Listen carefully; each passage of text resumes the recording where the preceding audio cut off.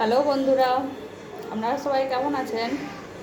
এখন বিকেলবেলায় সামায়নকে টিউশন থেকে নিয়ে চলে এসেছি। সামায়নকে একটু জাম দেবো।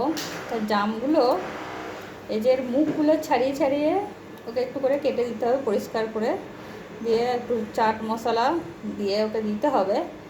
না হলে এগুলো মুখগুলো না ছাড়িয়ে দিলে ও সবই খেয়ে নেবে, এরকম ব্যাপার। তো জামগুলো দেখুন নিয়ে এসছে, এত সুন্দর আর এত রস আছে আর শাঁস, প্রচুর শাঁস এর মধ্যে। মানে বেশ ভালো জামগুলো আজকে পেয়েছে, আজকেও পরিষ্কার। তো চলুন এটাই সামায়নকে দিয়ে দেওয়া যাক। আর চাট মশলাটা ছড়িয়ে দিই, দাঁড়ান। চাট মশলা মানে এক ধরনের ওরাই মশলা দেয়, সেই মশলাটাই ছড়িয়ে দেবো।